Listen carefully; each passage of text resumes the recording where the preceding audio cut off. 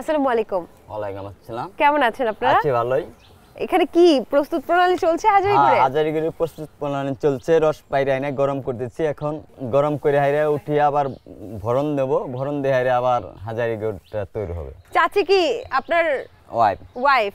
আচ্ছা, তিনিও হেল্প করছেন? হ্যাঁ। আচ্ছা, বাহ, বেশ ভালো। তাহলে আমরা দর্শক দেখি আসলে হাজারিগুড়টা কিভাবে তৈরি করা হয়। আজকে কত টিলা বলেন এগুলোকে? হ্যাঁ। কত টিলা পেয়েছেন? 4 ঠিলা পাইছি। 4 হাঁড়ি?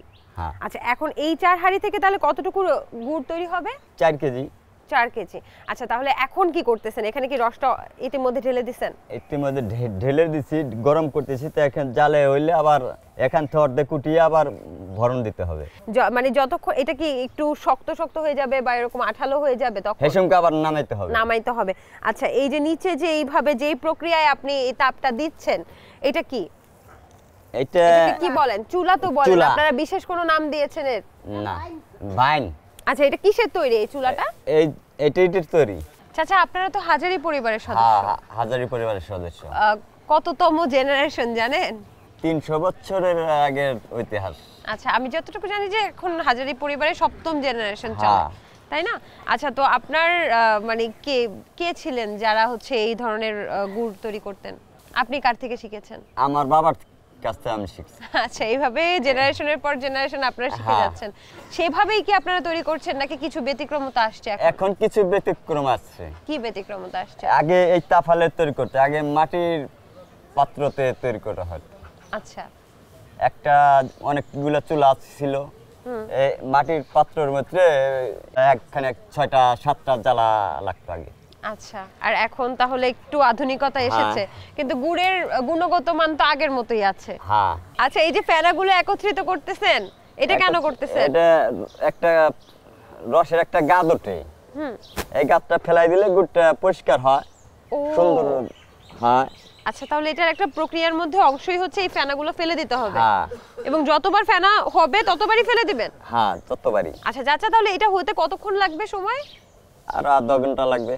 আধা ঘন্টা যাবত আপনি জাল দিয়েই যাবেন? হ্যাঁ। আচ্ছা, তাহলে আধা ঘন্টা যাবত এইখানে আসলে দর্শক আপনারা কতটুকু বুঝতে পারছেন আমি জানি না, এই চুলার সামনে এখানে এটাকে প্রসেস করা কিন্তু অনেক কষ্টকর। আমি জানি না কিভাবে এত কষ্ট সহ্য করে এত সুন্দর হাজারি গুড় তৈরি করে।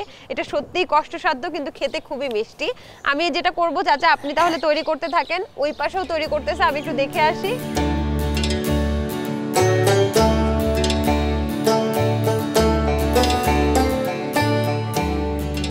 দর্শক, এখানেও কিন্তু প্রক্রিয়া চলছে হাজারি গুড় তৈরি করার, এবং ইতিমধ্যে দেখা যাচ্ছে যে এখানে কিন্তু জালটা প্রায় হয়ে গেছে। এটা কি জালটা প্রায় হয়ে গেছে? আচ্ছা, এখন কি করবেন একটু দেখান তো।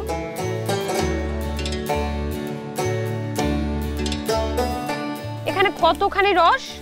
12 লিটার। 12 লিটার রস, তার মানে কয়টা ঠিলার? 1 ঠিলে। 1 ঠিলার। 1 ঠিলার রসটা আপনার 1 হাঁড়ি হলো।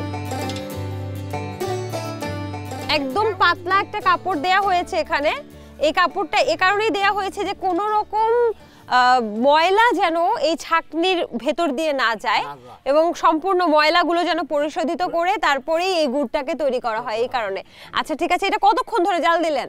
মোটামুটি 1 ঘন্টা। 1 ঘন্টা জাল দিছেন। এর মাঝখানে তো ওই যে বারবার দেখলাম যে ওই পাশে ফেনা তুলে তুলে ফেলতেছে, আপনিও কি ফেনা তুলে তুলে ফেলছিলেন? সবই একই।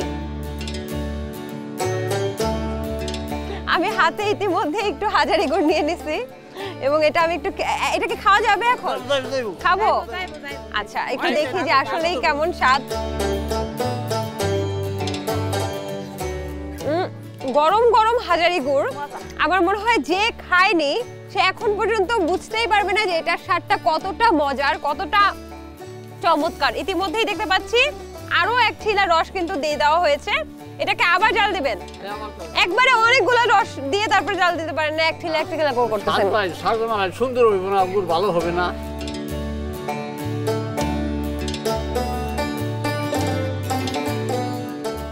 এটা কি লালচে হয়েছে নাকি সাদাই আছে? সাদা হয়ে যাবে, একটু পরে সাদা হয়ে যাবে। আচ্ছা, এখন পর্যন্ত কিন্তু রসটা একটু লালচে। দর্শক, আমি জানি না আপনারা দেখতে পাচ্ছেন কিনা, এটাকে চাচা যেটা করছে এইভাবে নাড়াচাড়া করছে, এবং এটার একটা কি বিশেষ কোনো প্রক্রিয়া আছে?